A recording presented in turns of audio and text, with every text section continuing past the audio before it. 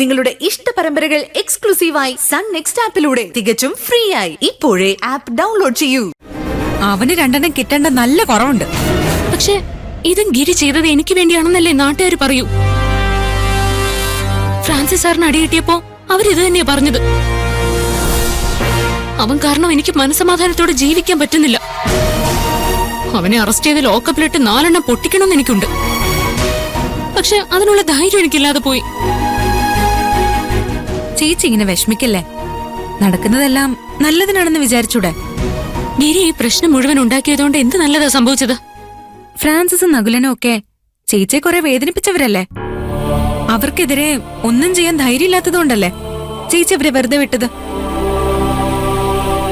അവരോട് കണക്ക് ചോദിക്കാൻ ഗിരിയേട്ടനെ ചേച്ചിക്ക് വേണ്ടി ദൈവമായിട്ട് അയച്ചതാണെങ്കിലോ? പിന്നെ ദൈവത്തിന് അയക്കാൻ പറ്റിയ മുതല്. അയാൾ വെറൊരു ഗുണ്ടയാ. അതല്ലേ അയാൾ ഇങ്ങനെ തല്ലുണ്ടാക്കി നടക്കുന്നത്? ആണോ? ഗിരിയേട്ടൻ എന്തിനാ നകുലിന്റെ വീട്ടിൽ പോയത്? തല്ലുണ്ടാക്കാനാണോ? അല്ല, കാര്യങ്ങൾ പറഞ്ഞു തീർക്കാനായിരിക്കും അല്ലേ? അതായത് ചേച്ചിയുടെ കല്യാണം നടത്തിപ്പിക്കാനാണ് അയാൾ നകുലനുമായി സംസാരിച്ചത്. പിന്നെ നകുലിന്റെ സംസാരം കേട്ടാ ആരായാലും കൈവച്ചു പോവും. അതായിരിക്കും സംഭവിച്ചത്. അതിന് ഗിരിയേട്ടനെ വെറുതെ കുറ്റം പറയണ്ട. മോളെ, നിനക്ക് ഈ വിഷയത്തിന്റെ ഗൗരവം മനസ്സിലാവാത്തതുകൊണ്ടാ. നകുലൻ കേസ് കൊടുക്കുമെന്നൊക്കെയാ പറഞ്ഞത്. അങ്ങനെ സംഭവിച്ചാൽ ഞാനും കൂട്ടുപ്രതിയാവും. ഗിരിയേട്ടനെതിരെ കേസ് കൊടുക്കാൻ ആ മണ്ടന് ധൈര്യം ഉണ്ടെന്ന് ചേച്ചിക്ക് തോന്നുന്നുണ്ടോ? ചേച്ചി ധൈര്യമായിട്ടിരിക്കെ. ആ നകുലനൊരു അടഞ്ഞ അധ്യായമാ. ഇനി അവനെ കൊണ്ട് ഒരു ശല്യം ഉണ്ടാവില്ല. പിന്നെ ഈ നടന്നൊന്നും അമ്മായോട് പറയാൻ നിൽക്കണ്ട. വെറുതെ ബഹളം വെക്കാൻ തുടങ്ങും. ചേച്ചി ഡ്രസ് മാറി വാ, ഞാൻ ചായ എടുക്കാം.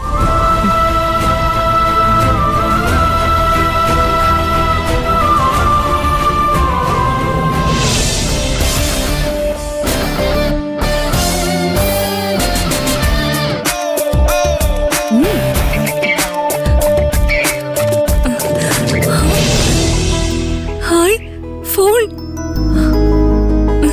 Thank you Shalini.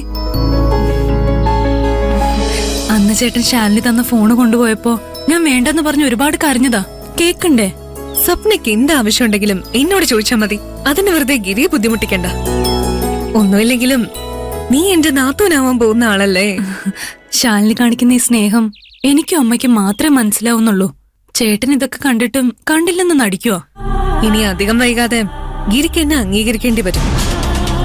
ഈ ലോകത്ത് ഗിരി രണ്ടാളുകളുടെ വാക്കിനെ വില കൊടുക്കൂ. ഗിരിയുടെ അമ്മയുടെയും എന്റെ അച്ഛന്റെയും. അവര് രണ്ടുപേരും ഈ കല്യാണത്തിന് സമ്മതം പറഞ്ഞു കഴിഞ്ഞു.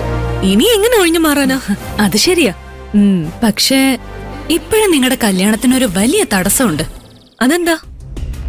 എന്താന്നല്ല, ആരാന്ന് ചോദിക്ക്. ആരാ? മഞ്ജു. ആ പോലീസുകാരിയാ എല്ലാ പ്രശ്നത്തിനും കാരണം. ഗിരിയേട്ടന് അവളോടൊരു അടുപ്പമുണ്ടോന്ന് പലരും ചോദിച്ചു തുടങ്ങിയിട്ടുണ്ട്. അതൊക്കെ വെറുതെയാ. ഗിരിക്ക് പോലീസുകാരെ കണ്ണെടുത്ത കണ്ടൂടാന്ന് നിനക്കും അറിയില്ലേ? അതൊക്കെ ശരിയാ. പക്ഷെ ചില സമയത്ത് ചേട്ടൻ അവളെ കുറിച്ച് സംസാരിക്കുമ്പോ അവളോട് ചെറിയൊരു താല്പര്യം ഉണ്ടോന്ന് എനിക്കൊരു സംശയം തോന്നാറുണ്ട്. ഇല്ലെങ്കിൽ ചേട്ടൻ ആ നകുലിനെ വീട്ടിൽ പോയി അടിക്കേണ്ട വല്ല കാര്യം ഉണ്ടായിരുന്നോ? ആരായി നകുലൻ? മഞ്ജുനെ കെട്ടാൻ പോയ പയ്യൻ. അവസാന നിമിഷം ചേട്ടനുമായിട്ട് അവൾക്ക് ബന്ധമുണ്ടെന്ന് തെറ്റിദ്ധരിച്ച് അവനാ കല്യാണത്തിൽ നിന്ന് പിന്മാറി. അവള് കല്യാണം കഴിച്ചു പോയിരുന്നെങ്കിൽ അത്രയും സമാധാനായനെ. അത് തന്നെയാ ഞാനും വിചാരിച്ച്. പക്ഷെ കഷ്ടകാലത്തിന് ആ ചെക്കൻ അവസാന നിമിഷം കാല് മാറി. എന്നാലും ഗിരി എന്തിനാ നകുലനെ തല്ലിയത്? കല്യാണം മുടങ്ങിയതിന്റെ വിഷമം മഞ്ജു ചേട്ടനോട് പറഞ്ഞു കാണും. ചേട്ടന്റെ സ്വഭാവം ശാലിനിക്ക് നന്നായിട്ട് അറിയില്ലേ. വെറുതെ കലിപ്പനായി നടക്കുന്നേ ഉള്ളൂ. ഒരാള് വിഷമം പറഞ്ഞു കരഞ്ഞ അപ്പ മനസ്സലി.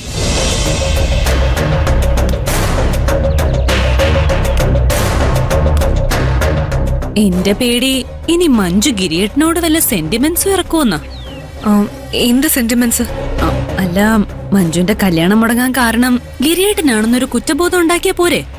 പിന്നെ ആ കുറ്റബോധം പതുക്കെ പതുക്കെ സ്നേഹമാക്കി മാറ്റാൻ മിടുക്കുള്ളൊരു പെണ്ണിനെ എളുപ്പത്തിൽ പറ്റില്ലേ?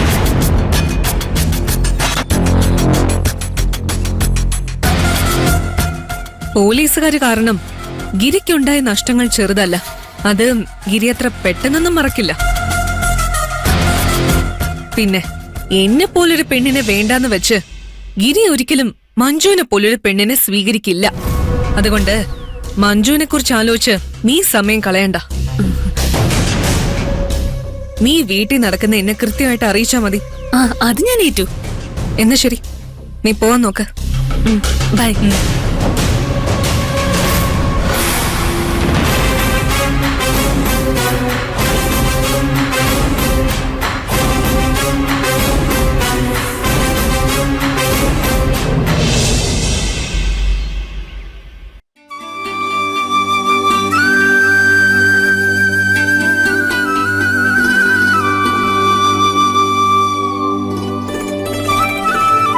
ചേച്ചി, ഭാനുമതി ചേച്ചി, ഭാനുമതി ചേച്ചി. ആ, ഇവിടെ നിൽക്കുമായിരുന്നോ? നിന്റെ മീൻ വേണ്ടെന്ന് ഞാൻ പറഞ്ഞതല്ലേ. അതിന് ഞാൻ മീൻ വിൽക്കാൻ വന്നതൊന്നുമല്ല. എനിക്ക് ഗൾഫിൽ ജോലി കിട്ടി. അപ്പൊ എല്ലാരെയും ഒന്ന് കണ്ടിട്ട് പോകാന്ന് കരുതി. പിന്നെ ചേച്ചി, ഗിരി ഒരുത്തനെ വീട്ടിൽ കയറി തല്ലിന്ന് നാട്ടുകാര് പറയുന്നുണ്ടല്ലോ. ആണുങ്ങളായ ചിലപ്പോ അടിയും പിടിയൊക്കെ നടന്നെന്ന് വരും. അതൊന്നും വലിയ കാര്യമല്ല. മഞ്ജുവിനെ കെട്ടാൻ പോകുന്ന ചെക്കനെയാ ഗിരി അടിച്ചത്.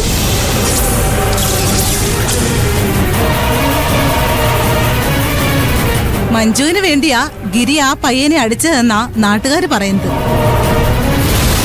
അപ്പൊ അവര് തമ്മില് പ്രേമത്തിലാണ് അല്ലേ ചേച്ചി? ഞാൻ അപ്പോഴേ പറഞ്ഞതല്ലേ. അപ്പൊ ചേച്ചിയാണ് എന്റെ മോൻ അങ്ങനെയാണ് ഇങ്ങനെയാണ് എന്നൊക്കെ പറഞ്ഞ് വലിയ സീനാക്കിയത്. ഇപ്പൊ എന്തായി? ഞാൻ പറഞ്ഞതുപോലെ തന്നെയല്ലേ? ഞാൻ പറയുകയാണെങ്കിൽ ചേച്ചി ആ വാശിയൊക്കെ അങ്ങ് മാറ്റിവെക്ക്. വെറുതെ നാട്ടുകാരെ കൊണ്ട് അതും ഇതൊക്കെ പറയിപ്പിക്കാതെ അവരെ അങ്ങ് വേഗം പിടിച്ച് കെട്ടിക്ക്. നിർത്തണി. കുറെ നേരായിട്ട് ഞാൻ ക്ഷമിക്കുന്നു. എന്റെ മോനെ പറ്റി എനിക്ക് നന്നായിട്ട് അറിയാം. നാട്ടുകാര് പറയുന്ന കള്ളക്കഥകൾ കേട്ട് എന്റെ മോനെ സംശയിക്കേണ്ട ആവശ്യം എനിക്കില്ല. അവന്റെ അച്ഛനെ കൊന്നവരാണ് പോലീസുകാര്. ആ വർഗത്തിൽപ്പെട്ട ഒരുത്തിയെ ഈ വീട്ടിലെ മരുമകളായിട്ട് അവൻ കൊണ്ടുവരില്ല. അതെനിക്ക് ഉറപ്പാ. അങ്ങനെ ഒരു പെണ്ണുമായിട്ട് അവൻ ഈ വീട്ടിൽ വന്നാൽ എന്റെ ശവത്തില് ചവിട്ടിട്ടേ അവൻ ഈ പടി കയറും. വെറുതെ നിന്ന് സമയം കളയാതെ വേഗം പോവാൻ നോക്ക്. ഇപ്പൊ എനിക്കായി കുറ്റം.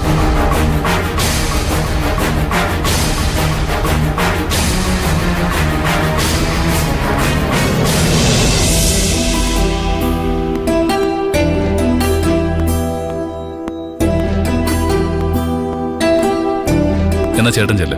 വൈകുന്നേരം ഓഫീസിലേക്ക് വന്നാൽ മതി. ഞാൻ കാശെടുത്ത് വയ്ക്കാം. വലിയ ഉപകാരം. ശരി, ഓക്കെ.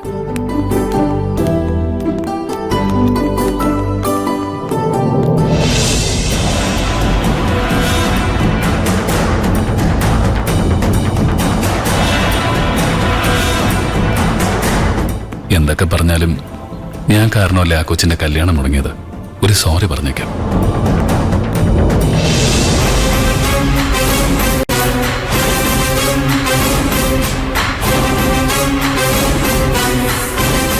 ദൈവമേ, എന്റെ നേരെയാണല്ലോ വരുന്നത്. ഫ്രാൻസിസ് സാറിനും നകുലിനും കൊടുത്തതിന്റെ ബാക്കി തരാനായിരിക്കും.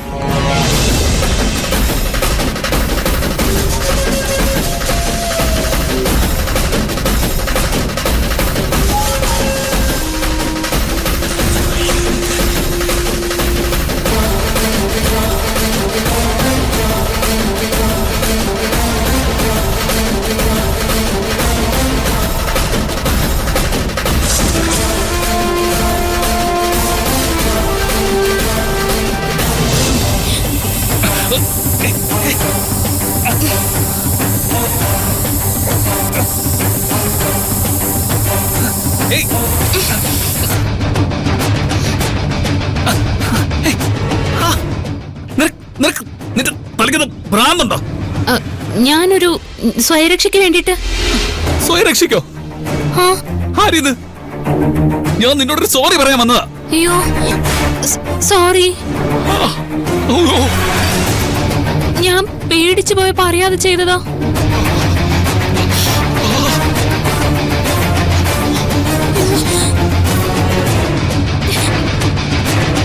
വെള്ളം കുടിക്കുക.